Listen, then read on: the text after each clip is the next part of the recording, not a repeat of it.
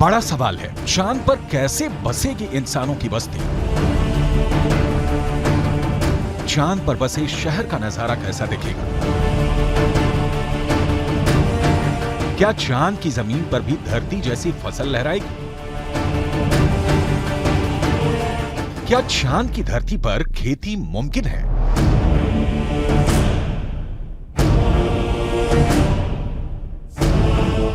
विज्ञान कहता है कि चांद पर अभी इंसानों के रहने लायक वातावरण नहीं है, लेकिन नासा का कहना है कि आने वाले वक्त में चंद्रमा की धरती को रहने लायक बनाया जा सकता है। लेकिन दावे के मुताबिक चांद पर बसने वाली बस्ती नहीं होगी सस्ती।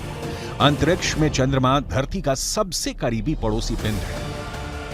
पिछले 6 दशकों में इंसानों ने 100 से भी अधिक मून मिशन को अंजाम दिया है। सभी मिशन को कामयाबी नहीं मिली, लेकिन इन मिशन ने चांद को सबसे ज्यादा खोजा जाने वाला स्थान बना दिया और अब चंद्रमा पर जीवन की संभावनाओं की तलाश हो रही है।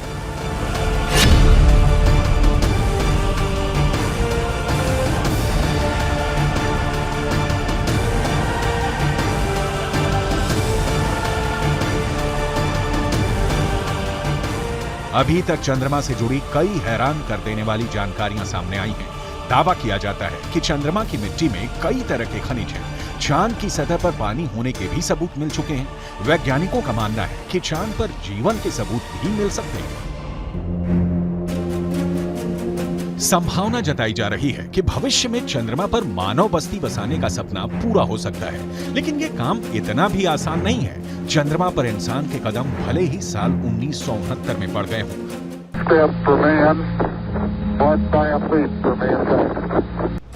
लेकिन कड़वी सच्चाई ये भी है कि 1972 के बाद से किसी भी अंतरिक्ष यात्री ने चांद पर कदम नहीं रखा।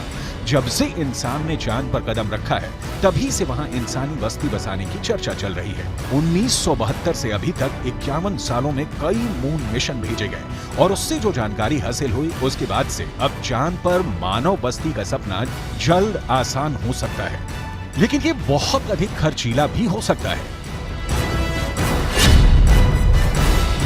क्योंकि अगर चंद्रमा पर कॉलोनी शुरू करने के लिए धरती से सामान भेजने होंगे तो ये काफी महंगा साबित होगा। एक अनुमान के मुताबिक सिर्फ 100 लोगों के लिए चांद पर जरूरी सामान भेजने के लिए करीब 1.25 लाख करोड़ रुपए का खर्च आएगा।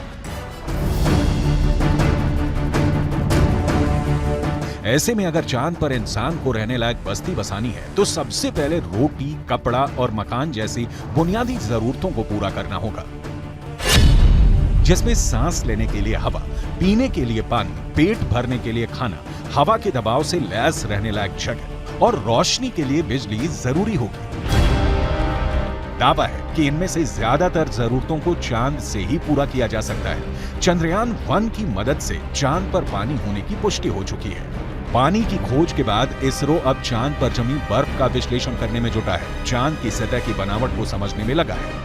नासा के मुताबिक चांद के दक्षिणी ध्रुव पर बर्फ है। बर्फ के साथ साथ वहां दूसरे प्राकृतिक संसाधन भी हो सकते हैं। साल 1998 में नासा ने मून मिशन के तहत ये बताया था कि दक्षिणी ध्रुव पर हाइड्रोजन है। नासा का दावा है कि अधिक मात्रा में हाइड्रोजन होने की वजह से वहां बर्फ होने की संभावना है। इसके अलावा चांद के दक्षिणी ध्रुव पर बड़े बड़े पहाड़ और कई गड्ढे हैं। ज्यादातर गड्ढे ऐसे हैं जहां अरबों साल से अंधेरा है। अमेरिका के नासा के मुताबिक घुप अंधेरे के बीच यहां बर्फ का जमाव हो सकता है। अंदाजा यह भी है कि चांद के दक्षिणी ध्रुव पर अरबों सालों से पानी बर्फ के रूप में जमा हो सकता है। अगर चंद्रयान 3 का लैंडर और रोअर चांद पर बर्फ की मौजूदगी की पुष्टि कर देते हैं तो वहां मानव बस्ती बसाने की संभावना और बढ़ जाएगी। हालांकि इससे पहले भी चंद्रमा की सतह पर पानी होने के संकेत मिले थे। चांद के छाया में रहने वाले हिस्से में पानी के होने के संकेत मिल चुके हैं। वैज्ञानिकों को चांद के उस हिस्से में पानी होने के साक्ष्य भी मिले हैं जहां सूर्य का सीधा प्रकाश पड़ता है। ऐसे में अगर चंद्रयान 3 चांद के दक्षिणी ध्रुव पर पर्याप्त बर्फ होने की पुष्टि कर देता है तो चांद की सतह पर मौजूद बर्फीले पानी से इंसानों की बस्ती और चंद्रमा पर अर्थव्यवस्था के लिए आधार को तैयार करने में मददगार साबित हो सकती है। आइए रसायन विज्ञान की भाषा में समझ लेते हैं कि ये कैसे मुमकिन हो सकता है। रसायन विज्ञान में बर्फीले पानी का रासायनिक सूत्र होता है H2O।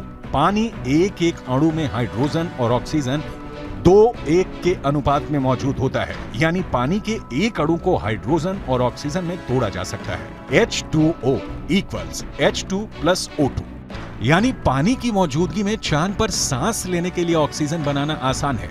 वहीं पानी से हाइड्रोजन और ऑक्सीजन को अलग करके ईंधन के तौर पर इस्तेमाल कर सकेंगे। साथ ही साथ पानी से चांद पर बिजली भी तैयार की जा सकती है।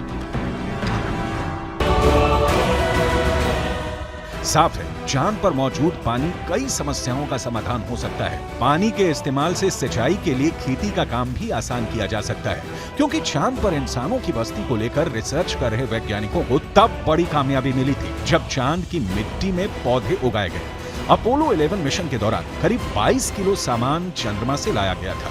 इसमें तकरीबन 50 चांद के चट्टानों के टुकड़े और चांद की मिट्टी शामिल थी। शोधकर्ताओं को इस बात का बिल्कुल भी अंदाजा नहीं था कि चांद की धूल भरी मिट्टी में कुछ उग भी सकता है या नहीं। उन्होंने इसे एक प्रयोग के तौर पर लिया कि अगर अगली पीढ़ी में कोई चांद पर जाता है तो वहां पर कुछ उगा सकता है। जो नतीजे सामने आए उसने वैज्ञानिकों को चौंका दिया।